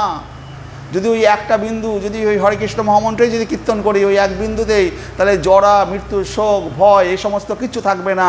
এটা রূপ সনাতনের অবদান। শোক দুঃখ বলে কিছু থাকবে না। প্রকটিল কল্পতরু জনু, কল্পতরুর কাছে নাকি যা চাওয়া যায় তাই পাওয়া যায়। আমাদের কামনা কলুষিত চিত্ত, তো আমরা যদি একবার সেই কল্পতরুর কাছে যাই, সঙ্গে সঙ্গে বলবো কি ধন দাও, দৌলত দাও, ঐশ্বর্য দাও, সব ভরিয়ে দাও আমাকে। কিন্তু এই যে কল্পতরু জনু, এই যে রূপ সনাতন, এদের কাছে যদি আমরা চাই ধন দৌলত ঐশ্বর্য, প্রকটিল কল্পতরু জনু মানে আমরা যা যদি চাইতে চাই, তাদের সঙ্গ পাওয়ার সাথে সাথে জীবন চক্রবর্তীর মতো চিত্তশুদ্ধ হয়ে যাবে। এখানে জীবন চক্রবর্তী বলে এক ব্রাহ্মণ ছিলেন। কাশীতে আমাদের কে আছেন? শিব ঠাকুর। তো জীবন চক্রবর্তীর মেয়ের বিয়ে, গরিব মানুষ, বিয়ে দিতে পারছে না।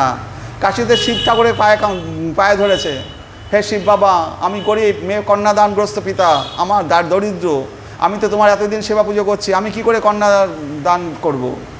শিব ঠাকুর স্বপ্নে দেখালো, যা বৃন্দাবনে যা, সনাতন গোস্বামীর কাছে চলে যা, ওর কাছে অনেক ধন আছে, ওর কাছ থেকে তুই ধন চেয়ে নিয়ে আয়।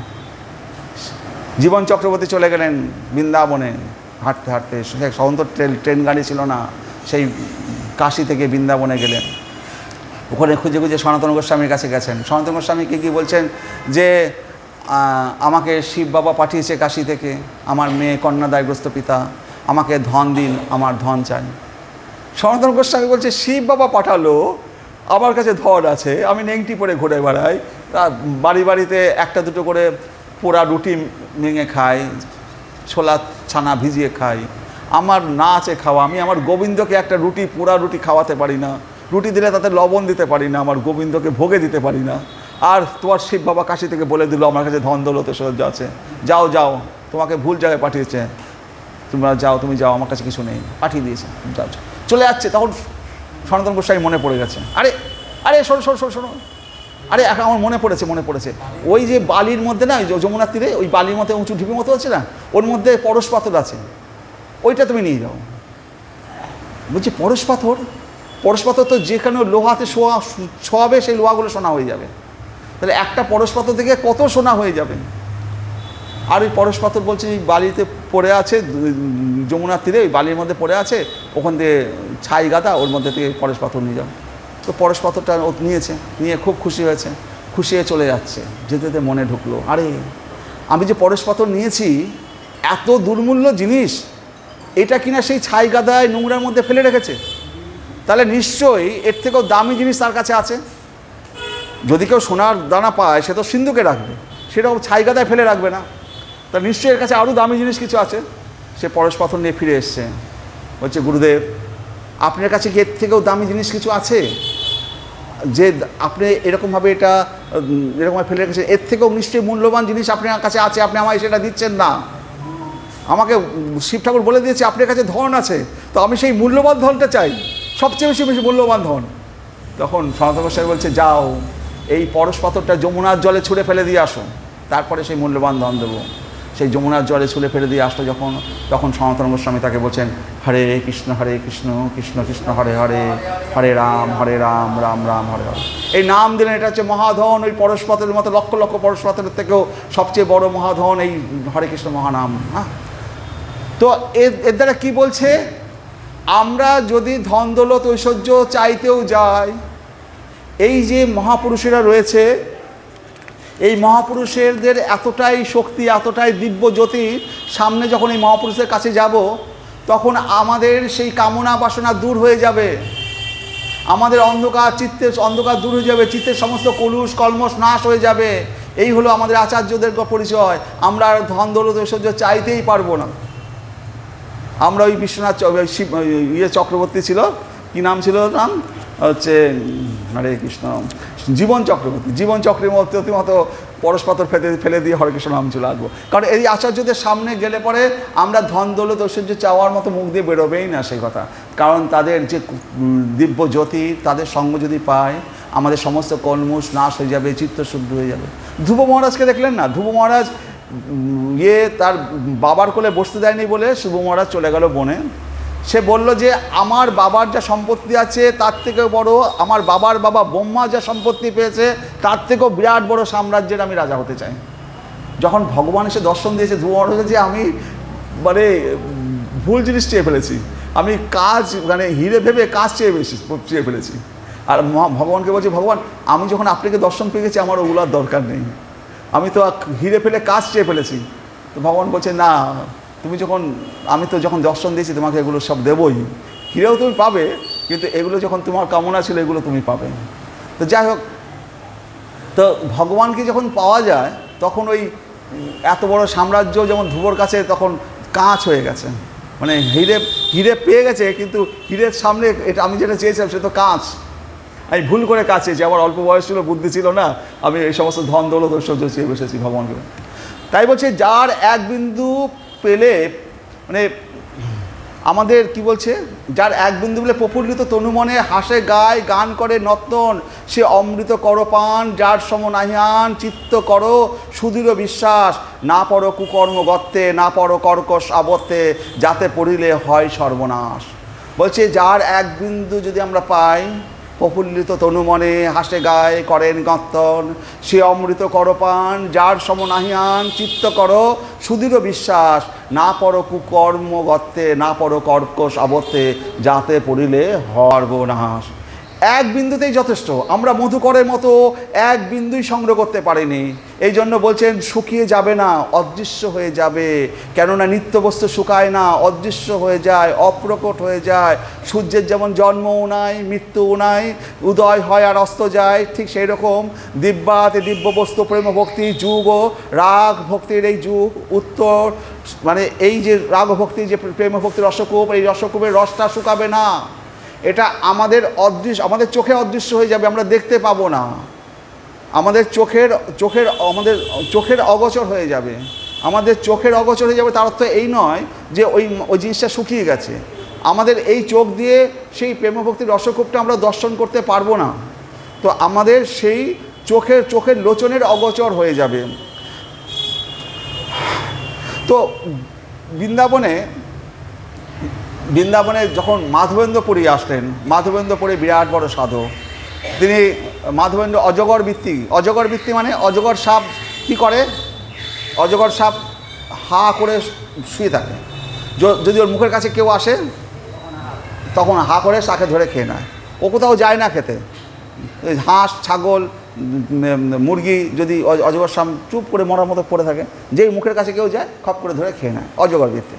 তো ঠিক সেরকম মাধবেন্দ্রপুরী একজন বিরাট বড় সাধক, তিনি আমাদের চৈতন্য মহাপ্রভুর গুরু ছিলেন ঈশ্বরপুরী, তার গুরু ছিলেন এই মাধবেন্দ্রপুরী।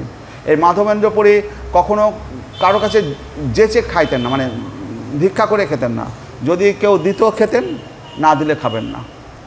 মানে যদি কেউ তাকে খাবার দেয় তবে খাবে, নইলে খাবে না, সারাদিন উপোস করে পড়ে থাকবে। তো বৃন্দাবনে এরকম অনেক ঘটনা ঘটেছে। মাধবেন্দ্রপুরী বসে আছেন, তখন গোপাল হাঁড়ি করে দুধ নিয়ে এসে দিয়েছে। কখনো ক্ষীরচোরা গোপীনাথে মাধবেন্দ্রপুরী গেছে, সেখানে স্বয়ং গোপীনাথ ক্ষীরটা চুরি করে রেখেছিল মাধবেন্দ্রপুরীর জন্য। এই মাধবেন্দ্রপুরী যখন বৃন্দাবনে আছে তখন গোপাল স্বপ্ন দেখাচ্ছে যে ওই ঢুপির মধ্যে আজ থেকে অনেক বছর আগে মোগলদের সাম্রাজ্যের যখন আক্রমণ হয়, তখন পুরোহিতেরা আমার গায়ে কাদা মাখিয়ে, গোবর মাখিয়ে, ছাই দিয়ে ওই মাটির মধ্যে, ঢিপির মধ্যে পুঁতে রেখে দিয়েছে। তুই যা, আমাকে উদ্ধার কর, আমাকে পুজো কর।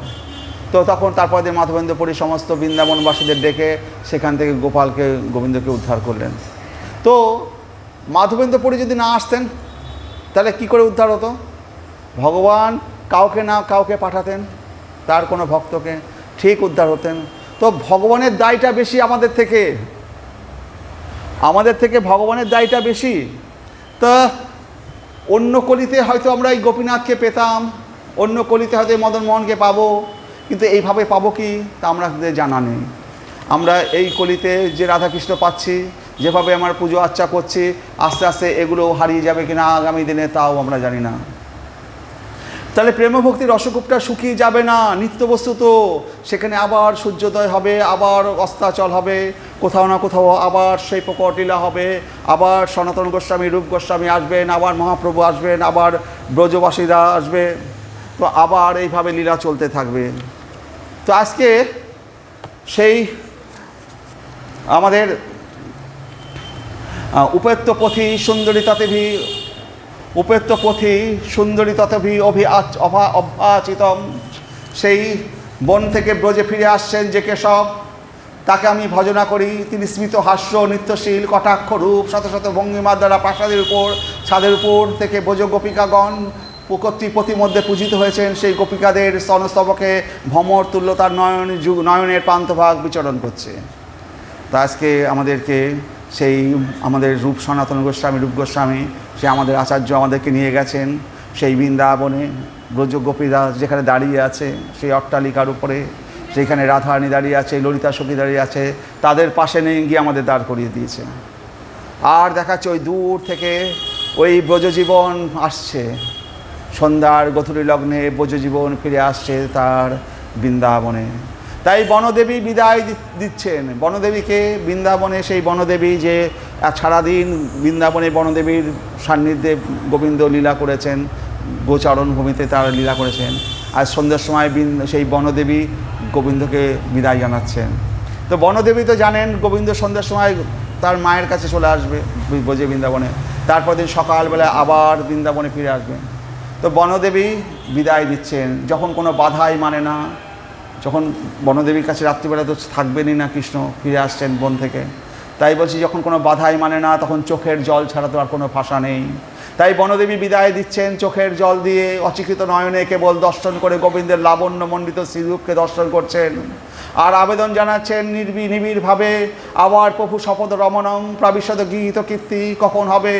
আপনি কবে সেই বলেছিলাম যে মহাপ্রিয়ম নটবর বপু প্রাবিশদ গীত কীর্তি, তিনি খালি পায়ে সেই বৃন্দাবনের তিনি প্রবেশ করেছিলেন সেই বৃন্দাবনের মাঠে, আর প্রাবিশদ গীত কীর্তি তার সখা বালকেরা তার গুণগান গাইছিল। সেইভাবে আবার কখন আবার আপনি আবার এই বৃন্দাবনে এই মাঠে চড়াতে আসবেন? কি করে চোখের জল ফেলছেন বনদেবী? গোবিন্দের চরণ কমলের সুবাসে আমোদিত ভ্রমরকুল একের পর এক গোবিন্দের চরণ কমলের সুবাসে আমোদিত একের যখন পায়ে এসে পড়ছে, ভ্রমরগুলো গোবিন্দের পায়ে এসে পড়ছে, তাদের চোখের জল ফেলছে গোবিন্দের পায়ে। ঠিক যেমন গোবিন্দ চরণে বনদেবী যেন আবেদন করছে এই ভ্রমরগুলোর মাধ্যমে। আর চকিত নয়না হরিণগণ তারা অচিকিত নয়নে গোবিন্দের দিকে তাকিয়ে আছে। গোবিন্দ তো চলে যাচ্ছে, সন্ধ্যের সময় ফিরে যাচ্ছে তাদের বাসায়, সারা তো দর্শন হবে না। তো নয়না হরিণগুলো অচিকিত নয়নে গোবিন্দের দিকে তাকিয়ে আছে। তাই বনদেবী যেন সেই হরিণের রূপ ধারণ করে সেই চকিত নয়নে দর্শন করছেন আমাদের গোবিন্দকে। তোমার আবার শুভ সৌভাগ্য দর্শন পাবো। গোবিন্দ আসছেন উত্তর গোষ্ঠ থেকে, রাধারানী আর ঠিক থাকতে পারছেন না। কুণ্ড মিলনের পর, সূর্য পূজার পর চলে গিয়েছেন। গোবিন্দের পূজা ব্রজপুরে প্রবেশের পর তার আহারাদির জন্য মা যশোদা পাঠিয়েছেন এবং রাধারানীও করেছেন নিজের হাতে নানা রকম দিব্য উপচার। রাধারানী এবং মা যশোদা অনেক রকম দিব্য উপচার সারাদিন ধরে গোবিন্দের জন্য রান্না করে রেখেছেন। সেই দিব্য উপচার দ্বারা গোবিন্দের সেবা হবে। তো এই যে দিব্য উপচার, যদি আমরা এই দিব্য উপচারের কথা বলতে চাই, তাহলে গোবিন্দ সেবার জন্য যদি কিছু শিখতে হয় তাহলে গোবিন্দ লীলামৃত বলে একটা বই আছে, আর একটা গোবিন্দ লীলামৃত রস বলে একটা বই আছে, যেখানে যদুনন্দন আচার্য এই গ্রন্থে কীভাবে গোবিন্দকে দিব্য উপচারের দ্বারা সেবা করা হয় সেই সম্বন্ধে গোবিন্দ লীলামৃত এবং গোবিন্দ লীলামৃত রসে সেইগুলো লেখা আছে। কত রকম রান্না করার পদ্ধতি, গোবিন্দ কী কী ভালোবাসে, এই সমস্ত। কিন্তু কৃষ্ণ বিরহে কৃষ্ণ প্রণয়িনী শিরোমণি অত্যন্ত আতুরা। কৃষ্ণ বিরহ শিরোমণিকে রাধারানী অত্যন্ত আতুরা। আর সেই আতুরা ললিতা সখীকে বলছেন সম্বোধন করে, সখী আর তো থাকতে পারি না, গোবিন্দ কখন আসবে? এই দিবসের শেষ জামে, জাম মানে কি? এক একটা 3 ঘন্টাকে একটা জাম বলে, বিকালের গধূলি জাম। এ দিবসের শেষ জামে, জামের আবার জাম তো নয়, যেন জমের আকার ধারণ করেছে। জাম এখন যেন জম হয়ে গিয়েছে। এই জম প্রাণরূপী কীটদষ্ট শস্য দানাকে, কি প্রকার এই শস্য, তাতে যদি পোকা লেগে যায়। কীটদষ্ট মানে কি? শস্য দানা, ছোট্ট একটা চালের দানা, তাতে যদি কীটদষ্ট হয়, ভিতরে পোকা ঢুকে অর্ধেকটা খেয়ে নিয়েছে, কীটদষ্ট হয়, সেই চালের দানাকে যদি হামালদিস্তায় পেষণ করা হয়, সে মুড়মুড় করে ভেঙে যাবে না? এমনি গোটা চাল হলে তো অতটা ভাঙতো না। তো বলছে যে সেই কীটদষ্ট পোকার মতো সেই নুড়ির ভিতরে এসে পড়ে, তাহলে কেমন পেষণ হয়? রাধারানী বলছেন আমার প্রাণটা সেই কীটদষ্ট প্রাণ, আমার প্রাণটা সেই কীটদষ্ট প্রাণ। তাতে দিবসের শেষ জাম আবার জমের আকারে ফিরে এসছে। আমি আর গোবিন্দ বিরহকে আর সহ্য করতে পারছি না। কখন গোবিন্দকে আর দেখতে পাবো, কখন সে আসবে? শেষ জাম যেন আর শেষ হয় না, একেবারে শেষ মানে পিষে চলেছে, আর পারি না, যেন আমাকে সেই হামালদিস্তায় পিষে চলেছে, আর পারি না। গোবিন্দ দর্শন বিনা আর তো থাকতে পারি না, ললিতাকে বলছে রাধারানী। কি করি বল? ললিতা যখন দেখছেন রাজনন্দনীর অবস্থা এখন বড় করুণ, বলেন এসো এসো শ্যাম সোহাগিনী, তোমাকে আমি দেখি, তোমাকে একটু শান্তি দিতে পারি কি না, এসো আমার সাথে। এই বলে অট্টালিকার উপরে উঠলেন। ওই দেখো পূবের দিকে তাকাও, পূবের দিক থেকে একটা কালো ধোয়ার মতো ধূলি ধূসারিত একটা সমাচ্ছন্ন ধূলি পটলের মতো একটা আচ্ছাদিত একটা কালো বস্তু যেন আসছে। তোমার ওই পরমানন্দ আনন্দ শ্রী গোবিন্দ আসছেন, ওই দেখো গোধূলির দ্বারা আকাশ মারকে আচ্ছন্ন করে আসছেন, তিনি আসছেন গোধূলির দ্বারা আকাশকে আচ্ছন্ন করে, এটা বুঝতে পারছো না? রাধারানী আগমনের সংকেত পেয়ে আশ্বস্ত হয়ে বলছেন, সে আমার সৌভাগ্য হবে? আভি অভ্যচিতম, সেই রকম অর্চনা করার সৌভাগ্য কি আমার হবে?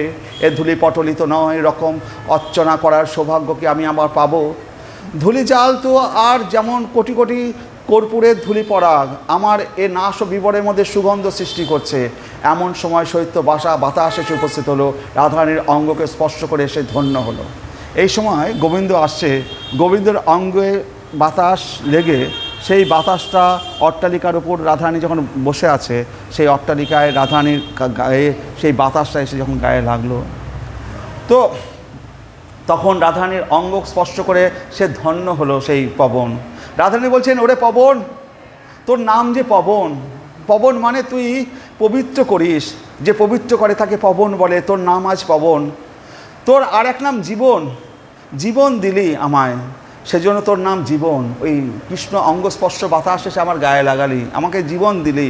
আমি অত্যন্ত জ্বালা অনুভব করছিলাম, কৃষ্ণ বিরহী আমি জ্বালায় জ্বলছিলাম, আমার এই জ্বালা তুই নিবারণ করলি।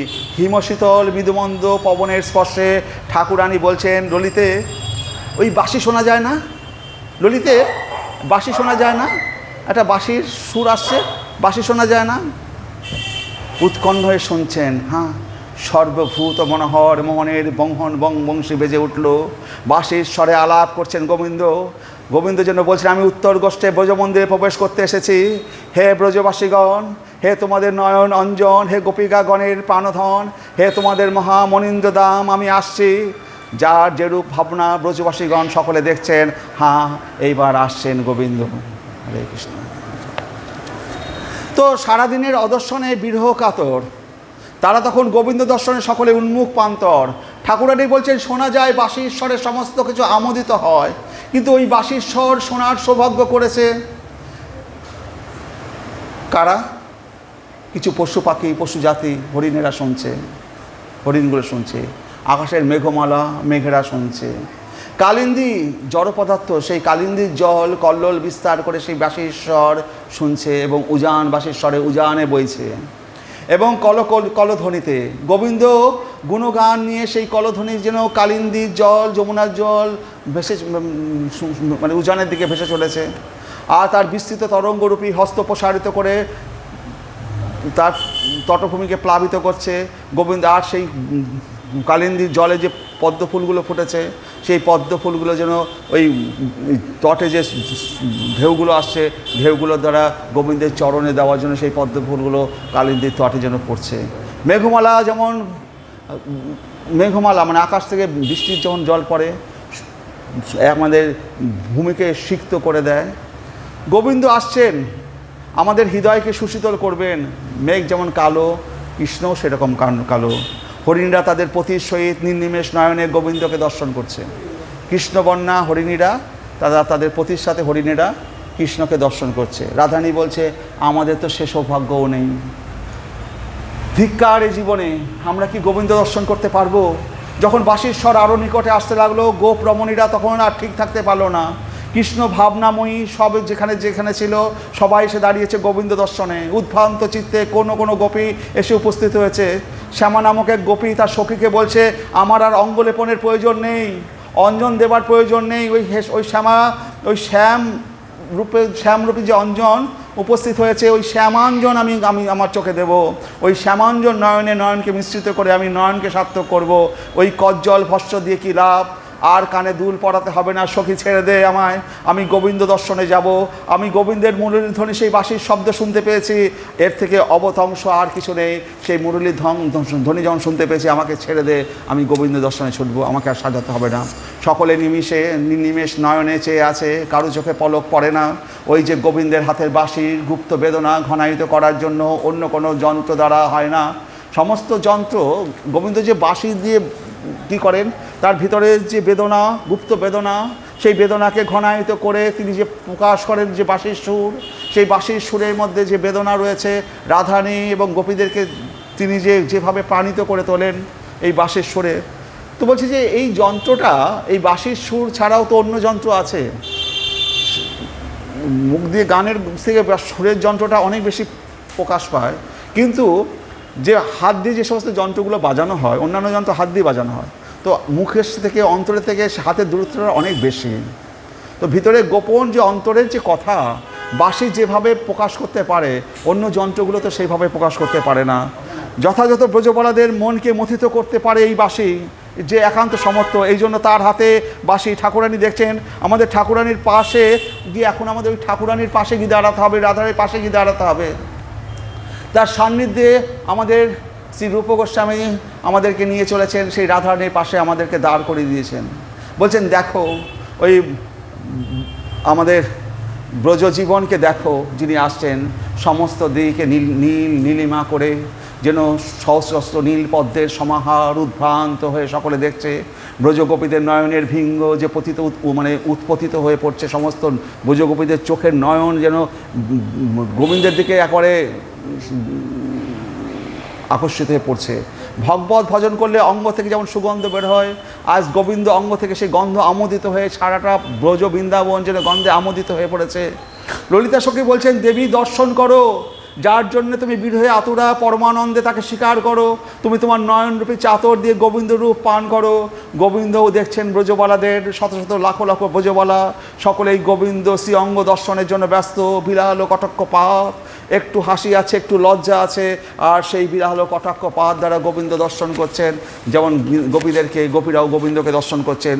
গোবিন্দ শ্রী অঙ্গে যেন কুসুমায়িত। গোবিন্দ দর্শন করে সকলের চিত্ত চঞ্চল করে তুলেছে। গোবিন্দ দেখছেন, রাধারানীকে তো দেখা যাচ্ছে না। ললিতা সখী বলছেন রাধারানীকে, রাধে এখানে থাকা উচিত নয়, চলো। একটা ক্ষুদ্র লতার আড়ালে এসে দাঁড়িয়েছেন, দাঁড় করিয়ে দিয়েছেন সেখানে রাধারানীকে। গোবিন্দ দেখছেন কি স্থির সৌদামণি মূর্তি সেই রাধারানী, সঙ্গে সুবল সখা। গোবিন্দ ব্রজগোপীদের সাথে নয়ন বিনিময় করছেন, রাধারানীর দিকে দর্শন করছেন। সুবল তো প্রিয় নর্মস্য সখা। সে বলছে, ব্রজরাজকুমার কাকে দেখছো? এ হলো বিশ্বভানু নন্দিনী সাক্ষাৎ রাধারানী। দ্বাদশ আবরণ, অস্থে কঙ্কণ, কাঞ্চি কলাপ, ললাটে ষড়যন্ত্র তিলক, শিখায় সিঁদুর, ঠাকুরানীর এইরকম রূপে ঠাকুরানী দাঁড়িয়ে আছে, অপ্রাকৃত নবীন মদন। সেই রাধারানীর রূপ দর্শনে মোহিত হয়ে পড়েছেন। রাধারানী এবং শ্রীকৃষ্ণের মধ্যে নয়নের তাদের চোখে বিনিময় হচ্ছে, তাদের রূপ। রাধারানী গোবিন্দকে দর্শন করছেন, আর গোবিন্দ রাধারানীকে দর্শন করছেন। আর সমস্ত গোপীরা এই রাধারানীর এবং শ্রীকৃষ্ণের সেই যুগল মূর্তি দর্শন করছে সেখানে দাঁড়িয়ে দাঁড়িয়ে। ব্রজের সেই সময় যে স্ফূর্তির অবকাশ, যে সময়, যে অবস্থাটা হয়ে দাঁড়িয়েছে, আপনারা কল্পনা করে সেই অবস্থাকে চিন্তা করুন, যে রাধা এবং কৃষ্ণ পাশাপাশি দাঁড়িয়ে আছে, একে অপরের দিকে দর্শন করছে। আজকে সন্ধ্যের সময় তারা ফিরে এসছে ব্রজে, এবার প্রবেশ করছে শ্রীকৃষ্ণ। হরে কৃষ্ণ কৃষ্ণ কৃষ্ণ হরে হরে, হরে রাম রাম রাম হরে হরে। ওম নমো ভগবতে বাসুদেবায়। জয় শ্রীকৃষ্ণ।